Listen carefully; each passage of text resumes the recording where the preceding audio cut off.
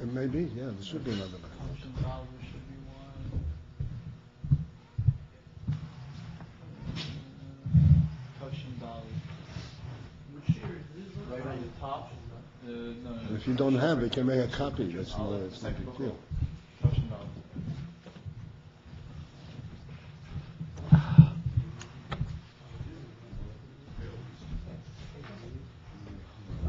What?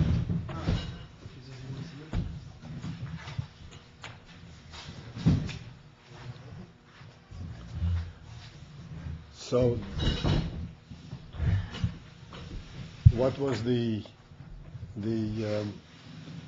end moment that allowed us to finish our class? We were going and going and going. I couldn't finish. What was the punchline? I said, okay, we got there. The human being, they can appreciate the quality of things. Right. Good. I'm glad you remember. I'm glad, Baruch Hashem. This is most important, primary, to recognize, to realize that the whole ability that we have to understand Chassidus and to appreciate Yiddishkeit and believe in Hashem, this is a godly gift to the human being. You can't teach that to Lahavdul a cat. You can't teach that even to a goy. That which a Yid is able to. It's a gift. Your questions that you asked, but why? What's the reason? There are definitely ways to explain it, but it's on a different level than the Seichel Bahami. Once we start working, so to speak, with Seichel Anush and Seichel Eliki, then we're able to perceive things that make sense out of this principle. You understand? That make it possible to explain what really is happening. Why am I feeling this? Why am I understanding it?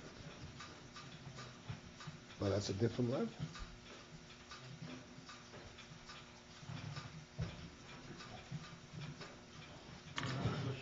Mm-hmm. I just want to be sure that I remember what was we were saying about the relationship by fear, right? That is from the Roimer, from the distance, like a melech.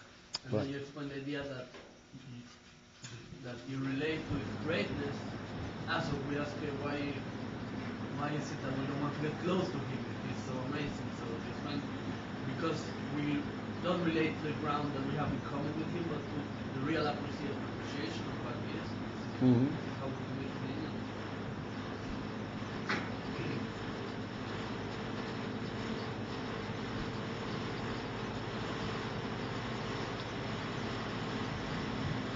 I want to give you a little bit of a perception, a little bit of a means to relate, to understand what's behind this. What does it mean? I understand it, and yet I can't explain it. What does it mean?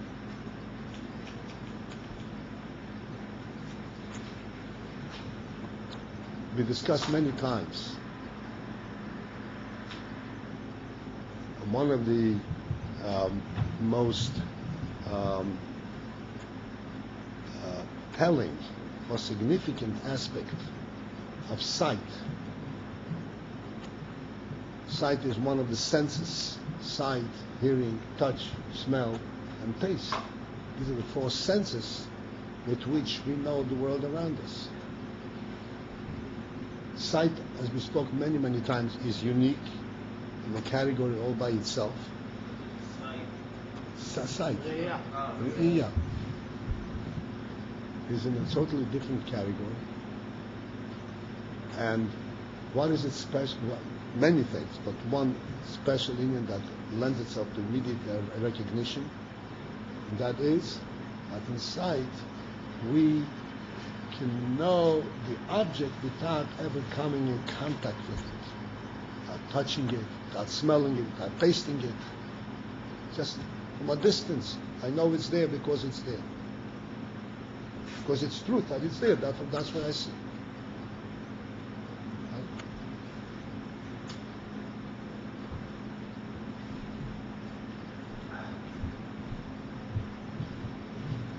The same is true regarding Seichel.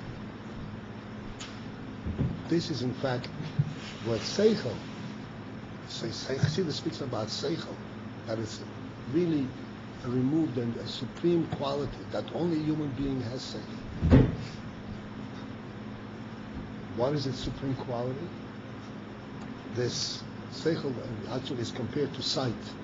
The Chachomim, the Gemara says, Chachomim are called Einei Ho'eda, the eyes of the community. Why?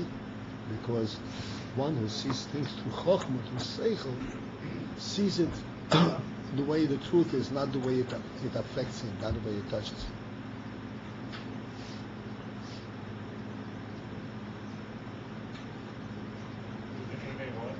Einei Ho'eda. Eyes which know? No. Einei Ho'eda, the eyes of the community, of the congregation. Eida, Adas. Eida. You know what an Eida is, right? You never heard that like concept. No. You heard it. You can place it. Brings it in. Congregation, right. Baba Basra brings that exact thing about Hodlis, because he took out the eyes of the congregation by killing the Chum. Huh? Yeah.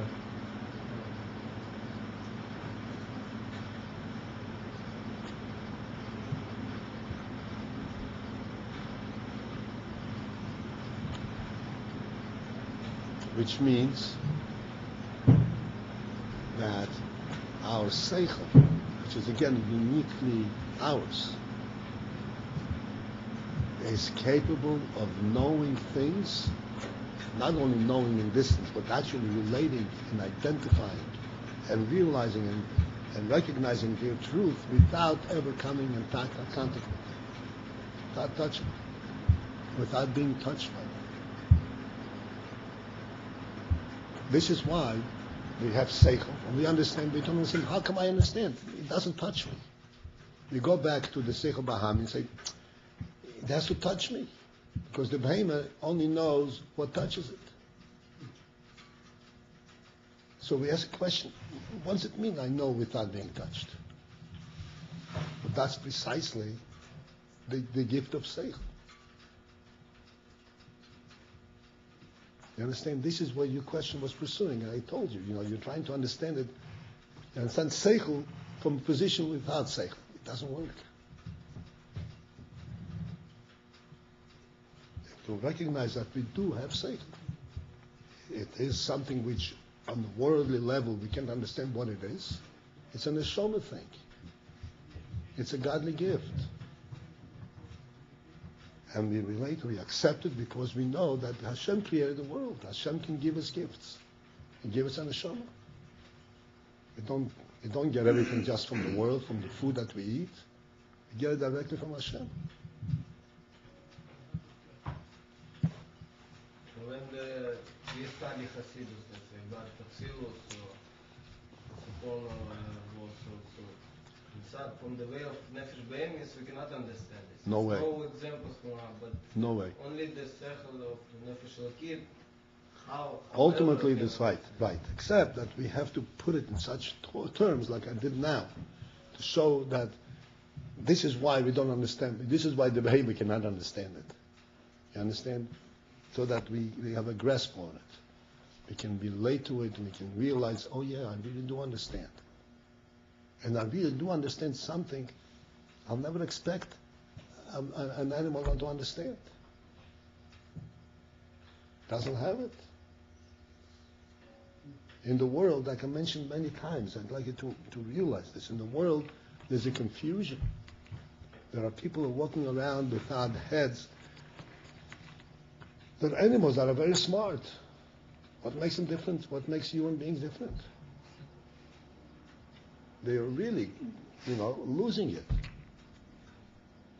Losing respect for the human being, putting animals in a category where they don't belong. It is because they are blind to see that what they understand, the animal will never understand. Never in a million years.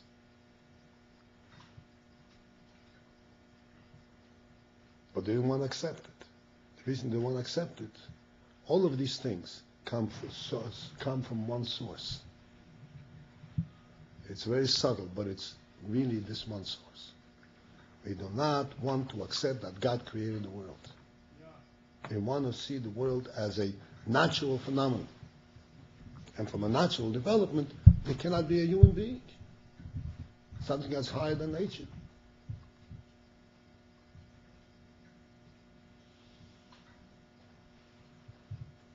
People weren't embarrassed. Scientists came up and said, the world has developed, the evolution of species, the concept, it developed. A human being, this was a mistake. Nature made a mistake. That we're a mistake? What? That humans are a mistake? Yeah. Maybe? It's an anomaly of nature. How stupid can you be to come up with such an answer? How blind.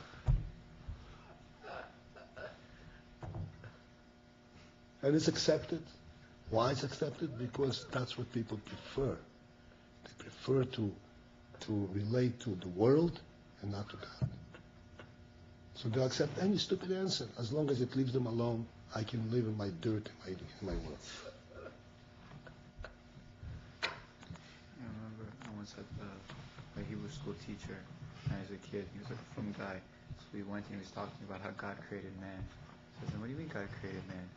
People came from monkeys. He goes, maybe you and the person that came up with that idea, his family came from monkeys. But I for sure did not come from monkeys. Good. The seichel, natural seichel, not the seichel elokis, doesn't have the quality in any level of the seichel elokis of No, something it doesn't beyond have, itself. no. Natural seichel does not have the quality of seichel eliki, but it is also seichel, and ultimately it can appreciate it. It can become a keli for it. Through seichel anushin, we can understand seichel eliki. I spoke about this many times. I explained what the Gemara says. Derech eretz kodmu l'Torah. I don't know anybody was present when I discussed that. Derech eretz kodmu l'Torah. They're saying that derech eretz precedes, comes before Torah. How is derech eretz before Torah?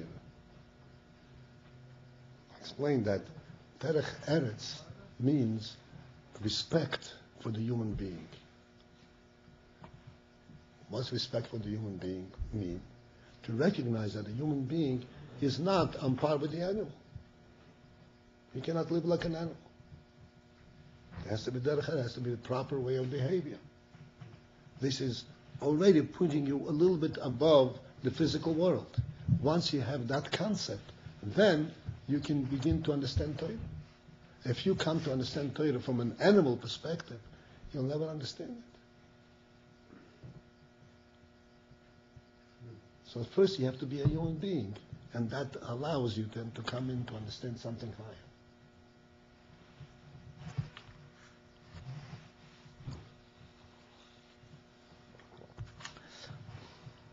Let us pursue it. We are towards the bottom of page 173. Those who don't have, maybe you can run into your office and make a couple of copies. It's no big deal. It's a minute. We have two people without a safe. Sharon also, can you do copy, yeah? You have a copy? Just take one of these pages, make it 2 copies. Yeah, we don't have the next. Oh, you need the page. next. We have Okay. the page, you think? What? So we don't have the next page, right? All right. Okay, so do it. Right.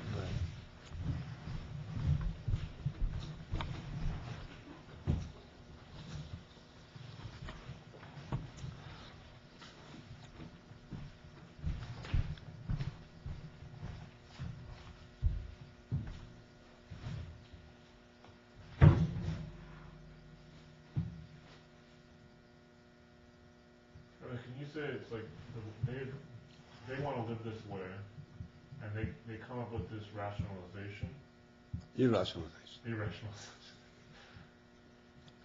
to justify that this is right, this is the right way to live. Justify that I can accept that this is the truth. This is it.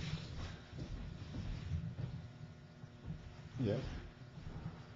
So I'm sorry, you had a question? No, that was kind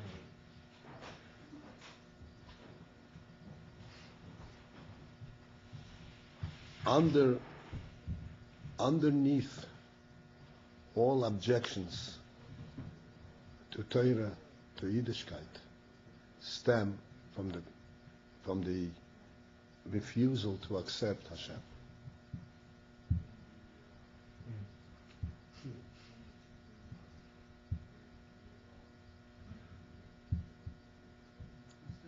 Is there a way to explain, or it's only lashtus, no explanation, but is there a way to explain why is it that people prefer to recognize the world and think of themselves as mistakes having no purpose at all, than to recognize God, which makes much more sense to anyone, and having a reason to exist? And is it only lashtus, or there is something that people think that makes Don't you see? Then I'm the boss. It's not true, because people know that doesn't make them the boss. There are just some mistakes. Okay, I'm the boss, Yeah, but my I'm the life boss has of no my meaning. I don't I'm the do boss of anything my with life. Finished. So, And then I'm the wisest thing under the sun. God is wiser than I. But Jews, we cannot blame them. Jews have like a godly soul, and godly soul all the time reminds you, God over there, God over there. When they don't know how to have Jewish soul, so it's nothing pushed them. It's God over there. So You're right. You're right. Nothing pushes them to God, but nothing pushes them to animalistic. They're still human beings. And that's why the Torah, the Hashem gave 7 mitzvahs to the Goyim as well. Because they're capable of relating to these 7 mitzvahs. What are the 7 mitzvahs? Don't steal, don't rob. According to the scientists, the only reason you shouldn't steal and rob is because if you do, you're going to go to jail. But there is no dynamic reason why you shouldn't do it. You're an animal. That's not the way, that's not compelling, that's not necessary. That's not justified. You follow what I'm saying? So it's not possible for them to accept any kind of moral view? As a principle, no. Oh. Yeah, they struggle with it. They justify it for some kind of a peripheral reason. But as a principle, there are no principles. We have the same principles as Lahabul the monkeys. Can you fault the monkeys for being immoral? The same way you can fault a human being for being immoral. They're their ancestors. Can you imagine that? They're the real thing.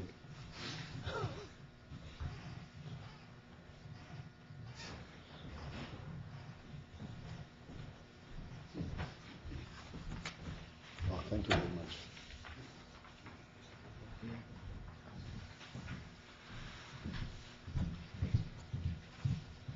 Mm-hmm.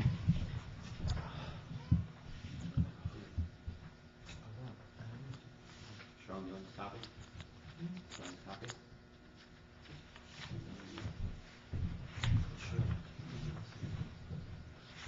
What pages do you have? 172, 172. And do you have 174 on the other side? No. Okay, so we just have 7. Huh? Being done in the office now. Oh, it's being done. Oh, I knew you wasn't that. Okay, good. Okay, so we are, as I said, towards the bottom of 173. Actually, it is like 7 lines from the bottom. The line begins with the word Shemuvdol Mimenu.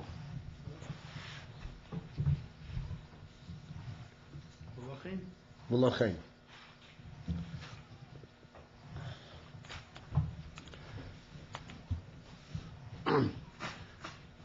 So we are explaining right now the principle that midos are the result of seichel, and there are different sichlim, there are different contemplations for each midah. The midah of ahava, of chesed, ahava, is brought out by a seichel that contemplates the closeness between the oihev, the lover, and the beloved. The midah of yira, and fear, is a result of contemplation of seichel that recognizes the gap, the wide separation that separates the two, like the melech from his people, or a very great scholar. You stand in awe and respect, because you can't really begin to realize, to conceptualize what kind of human being this is, and you stand in awe.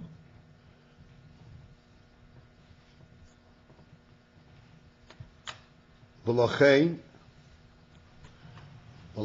for this reason, Talmidei Chachomim, the scholars of Torah, tzrichim liyes b'deilim in ha'om. It's required that they should be b'deilim in ha'om, that they should stand a little bit aloof from the people.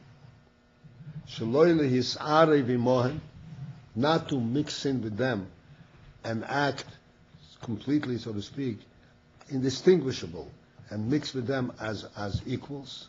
Because as a result of that, then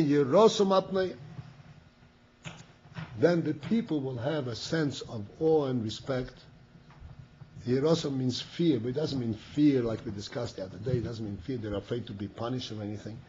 It's fear to transgress, fear to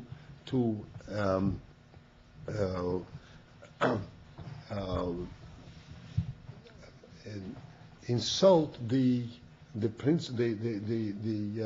value of a Talmid Chacham.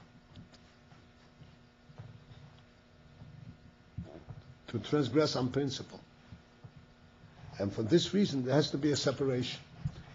In other words, the Talmid Chacham can hide completely his inyan, and then he'll mix with the people, but he's not allowed to do that, because it is beneficial, it is the right thing that the people should have respect, so that they benefit from that respect itself. They recognize there is something bigger. So what's with the Lamed Vav? I'm sorry, what? So why do the hidden tzaddikim stay hidden and not come out for the sake of the people? They have their unique task. They have their unique task, and that's why it's just Lamed Vav. It's not 64. It's Lamed Vav. They have their unique function and their duty.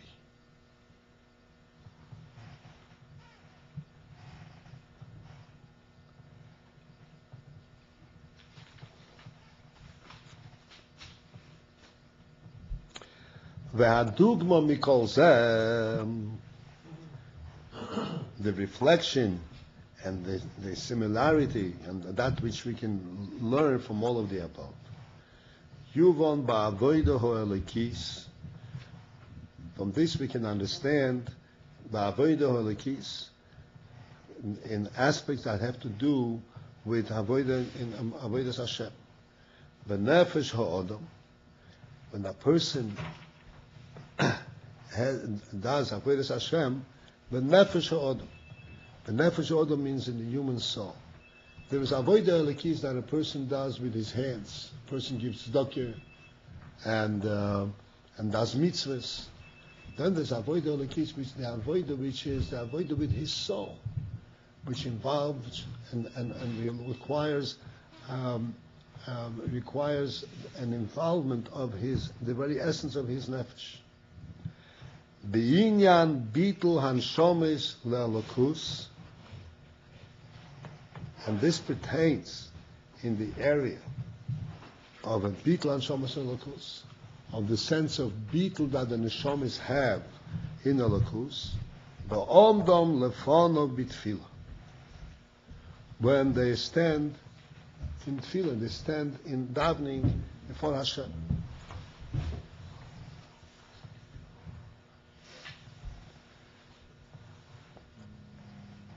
And at this point, when they stand in davening before Hashem, the idea there is not simply give lip service to praise Hashem. The idea is to recognize and to actually have some kind of personal experience and personal sense that and of the presence of Hashem, of how what it is, what it means to stand in front of Hashem and do tefillah.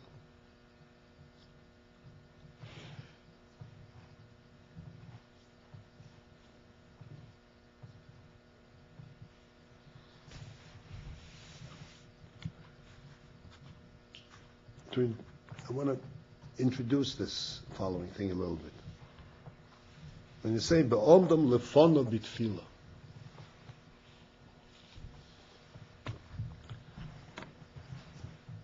I understand.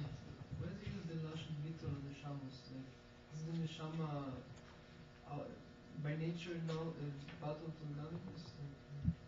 the experience. Adam or something like that. I don't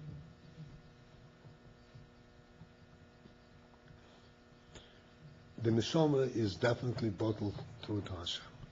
But that beetle, we do not experience.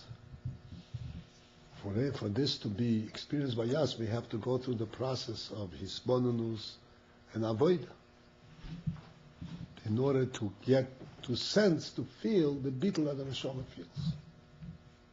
You're right. It's not. I want us to expose the idea what it means beyond them lefono bitfilah. When we stand in front of Hashem bitfilah. So we all stand in front of Hashem bitfilah, and essentially we are doing what the Shulchan Aruch says we should do. We should be doing what we're supposed to do. So we're being good boys and doing what we're supposed to do. But we have to understand that avodas Hashem, avodah, goes beyond that. Avodah means that we, like we spoke before, we have seichel, we have a neshama. We can actually personally, not just do what the Shulchan Aruch says, we can actually have a personal recognition of what it is. Our knowledge of Hashem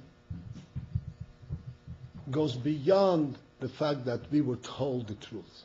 It is because we personally identify, we see it, we recognize it. We can personally recognize this truth and recognize Hashem's presence. But we have to, this is avoided, this is hard labor. This is not something which comes simply. Just as when the person stands lahavdul in front of his boss, who is his boss, he can fire him for his job, he can hire him, he can give him a raise, he can give him whatever it is, and he asks him, whatever it is, I need a raise. So there, this boss is not imagined. I imagine that I'm speaking to my boss and I'm asking for a raise. I'm talking to him here. Can you give me a raise? There's some reality, right? A real recognition. This is on a physical level. that he sees the person that he's talking to, and he talks to him. Lahavdil, this is on a totally different level. To the neshama, Hashem is more real than to our eyes another human being.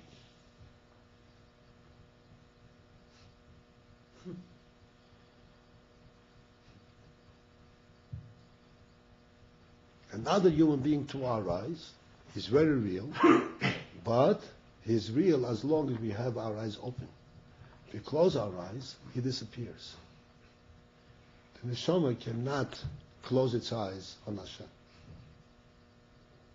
The neshama knows Hashem with open eyes, with closed eyes. This is why we say Shema Yisrael with closed eyes, because we know it, we don't need open eyes for that.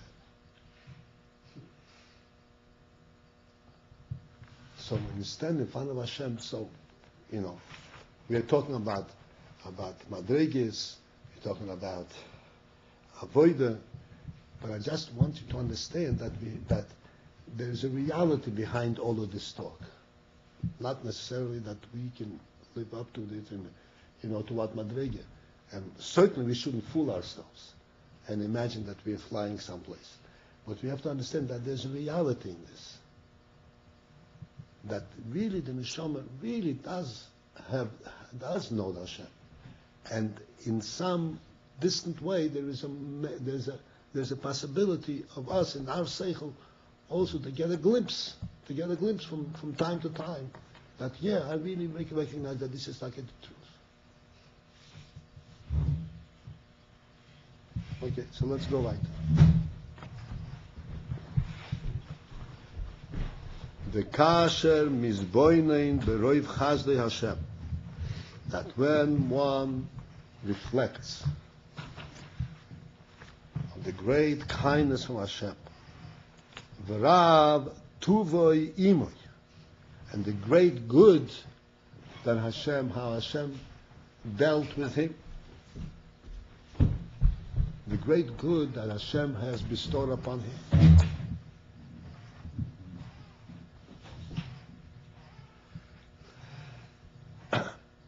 And then beyond that, this is a first step. This is the first step. That a person has to reflect.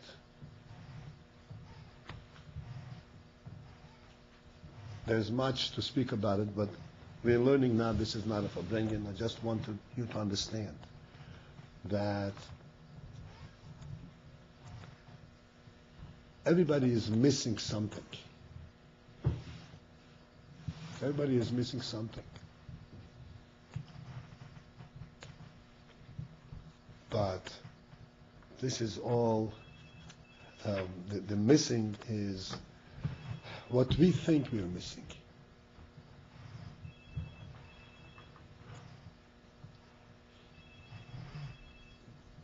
The good that we have,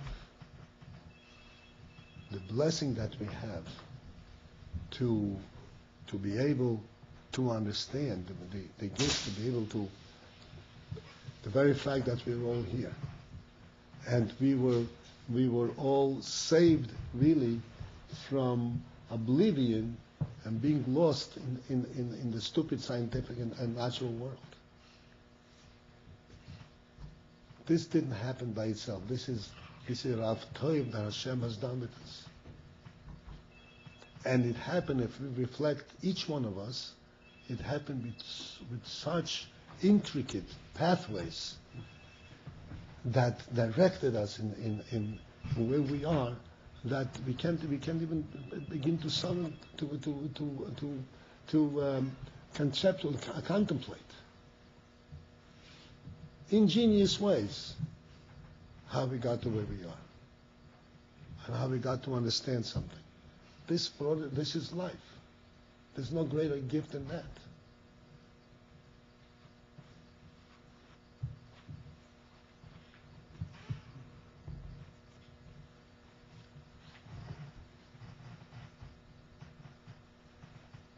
So this is something which one has to recognize and think of and recognize that this is something which is Hashem's gift.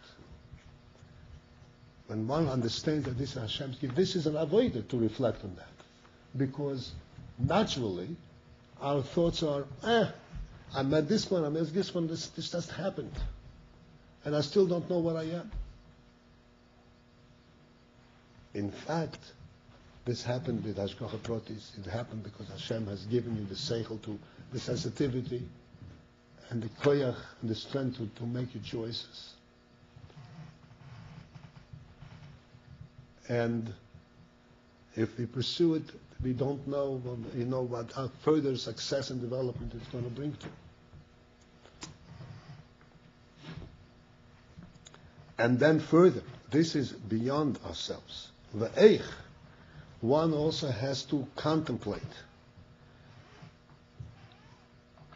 Shehispashtus Rav Chazdoi L'chol Ho'ilams. That there is Hashem's infinite kindness is mispashet in all worlds.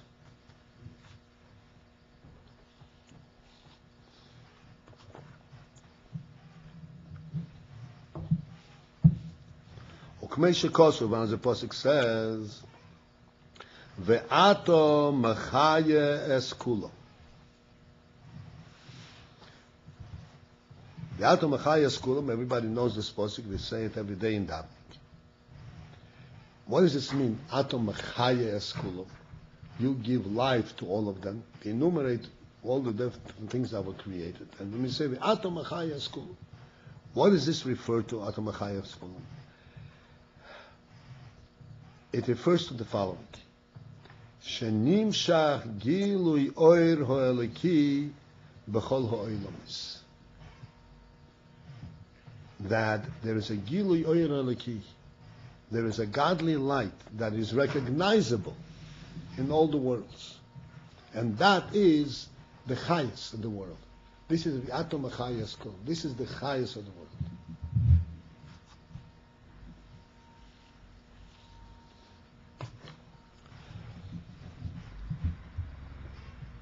Let's understand this a little bit.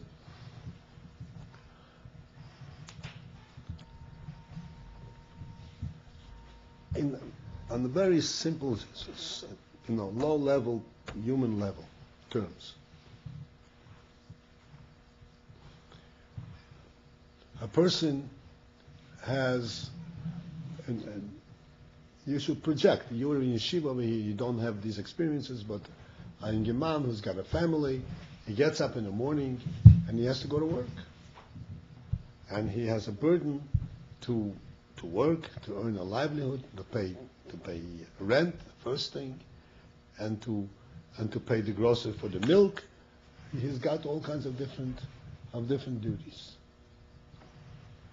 Now, there are two ways that he can attend to these duties.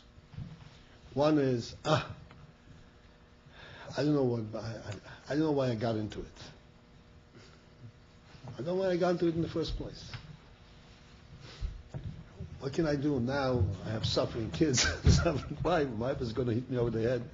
I have no choice. I have to go to work. And there's another view. Look what I have. Look at this living family. Look at this vibrant thing. He goes out and he goes with vibrance, with excitement, to be able to support and give him a real life, a happiness.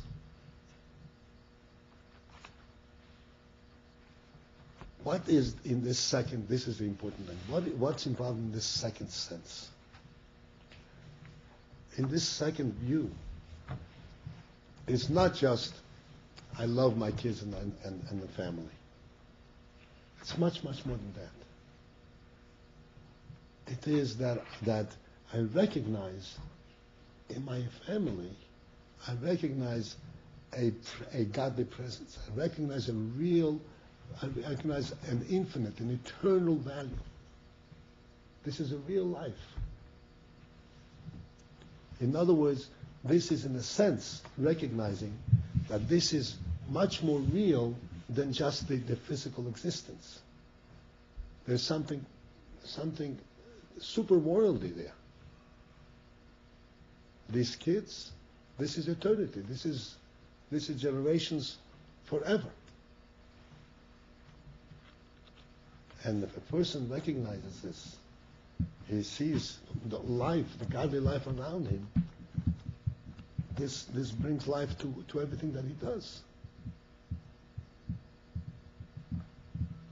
This is the pshat, that there's atom mechaya skulam, atom mechaya, you give life to all, it's meant to give life, that there is a sense that there is real meaning, real value in the world.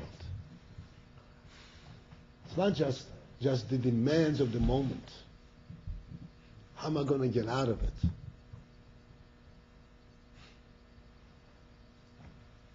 There's real value. Anybody will tell you, again, in Mitzvah Shem, you will experience yourselves. You know, when you have babies, it's a very difficult few years. Very difficult. Babies are constantly crying. They don't let you sleep. Every 2 hours you have to get up and diaper and feed, and it's a whole thing, and it can go on for years because the babies come after the other maybe if you're blessed, and you go through real challenging years. And the Rebbe helped. You have the seichel, you have the sense, you have the spirit. Then a few years pass, 10, 15 years, and you turn around. Look at this, you have an army over here. Look at this. I'm ready to take on the world. Wherever I turn. California, New York, Montreal, South America, I'm all over the place. I own the world. How did this happen?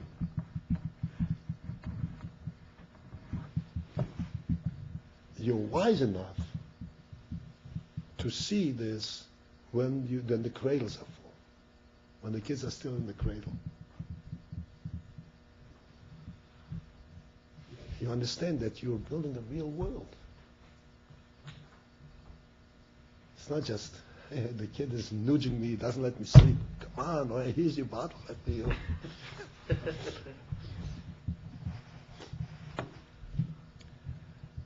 And you realize the more attention you give them, the more love and feel good and your relationship, the healthier they're going to be, and they're going to take on the world.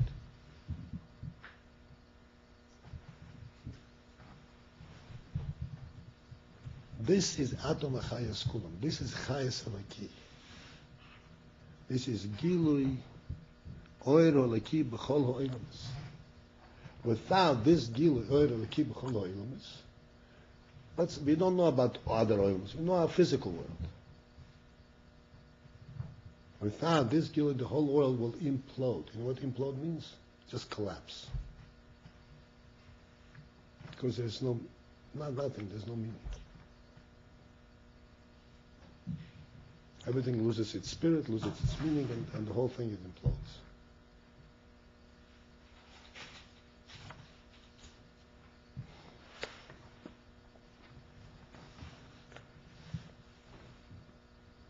Even, the competitive spirit. Say in America, there's a competitive spirit.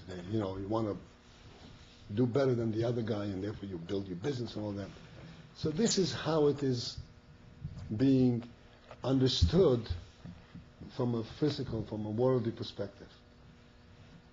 Really, beyond that is a sense that there is some kind of a value, some kind of a significance beyond the immediate experience. Like I pointed out in the past, if you remember, I said, we pointed out that the President of the United States, this is a person who has reached, by human terms, the epitome, the summit of human accomplishment, right? And then they say, nobody's got in mind. He's got in mind what's history going to say about it. What do you care about history? History is past tense. That's after you're gone. If you're talking in terms of getting COVID, getting money, getting good life, getting whatever you want, but that's part of your experience. History is beyond you. That's after. What do you care about history? What's the answer? That everyone, even a guy, senses the value of what's going to be after. There's a long-term view. A human being has a long-term view.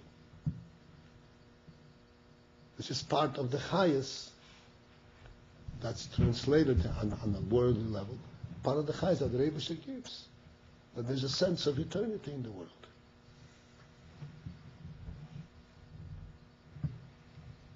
And this is all the kindness of Hashem that He had bestowed the world gives highest. He's Machai the world. Out of Machai's kingdom.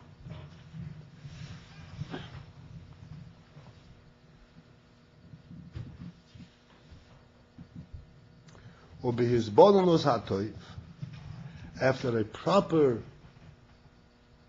consideration and proper reflection, Yovin, one will come to understand, he will be able to see and recognize how in everything in the world, there is an aspect of Elokus. There is a spashas Elokus. It seems to be a very simple doros, simple worldly thing. It's not a simple thing. There is a godly spark in it. Umashgiach al kol prat u prat. And this Elokus in Hashem is mashgiach. He supervises on every detail.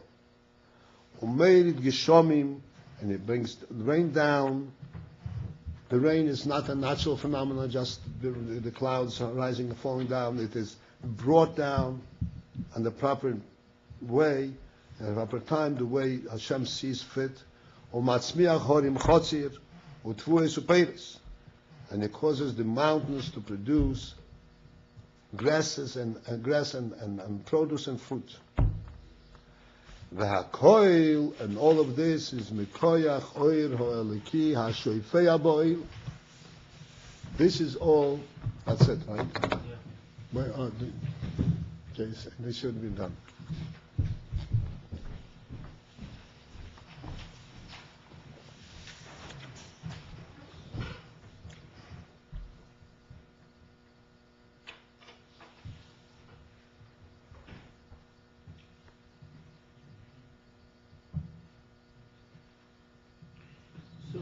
While we're waiting.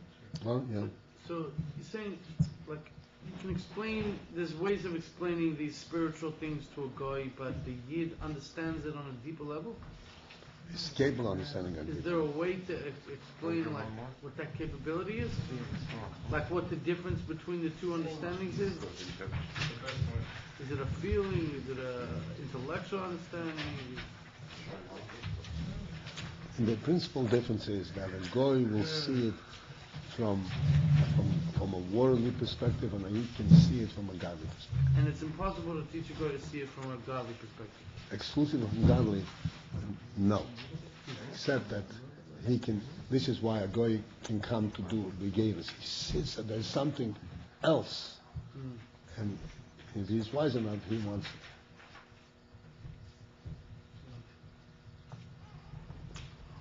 Okay, I just want to explain these last few words.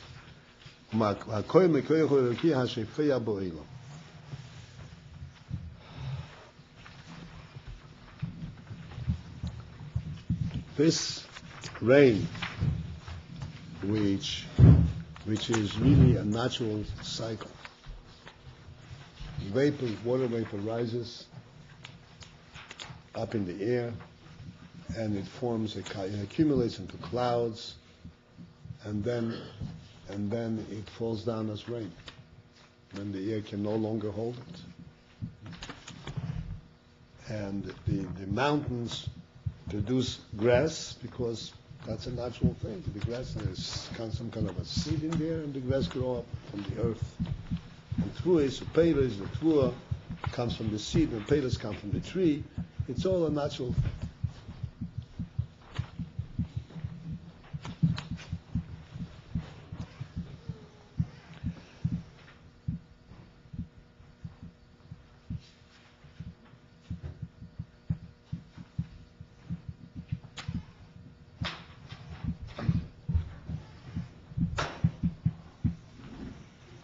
This is when one sees the world from a blind perspective. In other words, without any spirit. Like we spoke many times. The apple grows on the tree. When the apple grows on the tree, does the tree know it's an apple? Does the tree know that it's an edible fruit, that it's luscious, it's delicious, and it's healthy? It doesn't know anything. It doesn't know and doesn't care.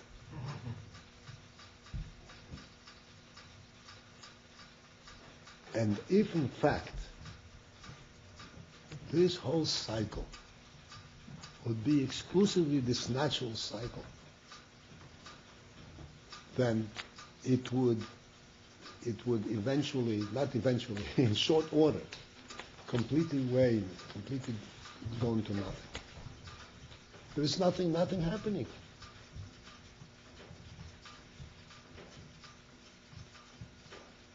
In truth, and for this you need an insight, this you need a seichel, to recognize that, you know something, the apple tree is producing apples because it has to produce apples for human beings, and that's its inspiration to do that. This is what gives it inspiration. Yes, there's a physical phenomenon. Yes, there is a physical process that's going on, but there's also a spirit that keeps this whole cycle going.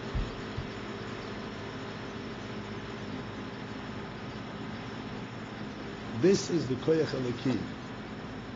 Besides that, even the physical thing obviously has a koyach eliki. But what we can actually readily observe, that there's a spirit of life in the entire world.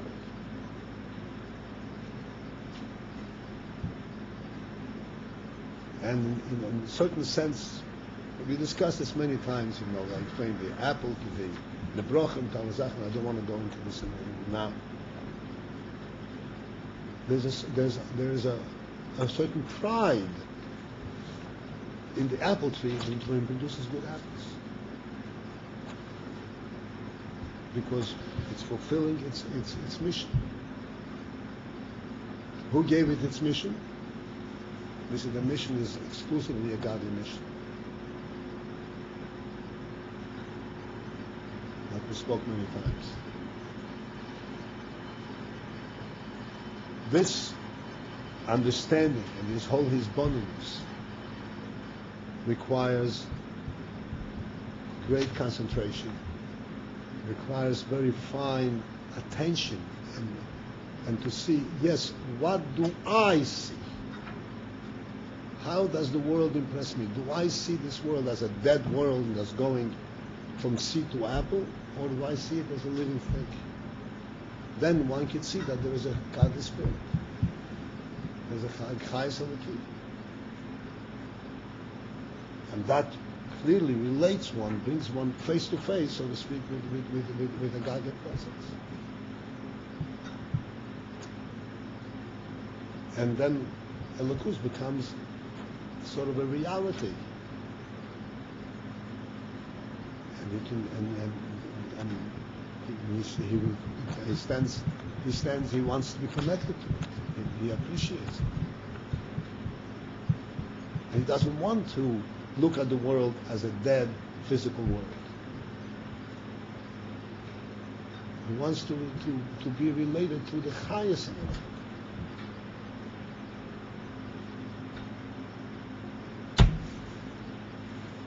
This is it for today, gentlemen. Do with it what you want.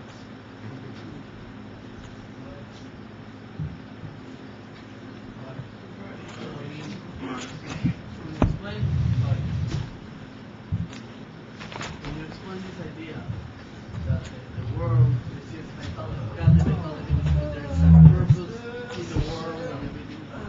So based on this, you were explaining us before the Indian environment when you explained us about the animal. The animal not recognizes but feels that the man has a godly quality beyond him. But based on this that there is a locus in everything, which means there is some kind of value. Is there any kind of recognition of the animal? Not only that there's something bizarre, like beyond me, but do they feel God? Do they feel that we have something godly? Do they feel respect of us, or they feel in fact? Let's say They can only stand in fear. They cannot have an idea. No way. Not saying the cats is only animal who's not believing in God. Who said? Lot. Ron said that what? I'll pick a ball at the cats, only animal who's not believing in God. Rest of animals all of them believe. השמש תזרח כל יום, שיצא השמש. All the animals have people, Lashon. השמש תזרח כל יום. Yeah, but they don't have the sense of what the beetle is. You only say. It sounds like they don't know what beetle. Why? Why do animals listen to a child? Why can a child go over to a big horse and pull it?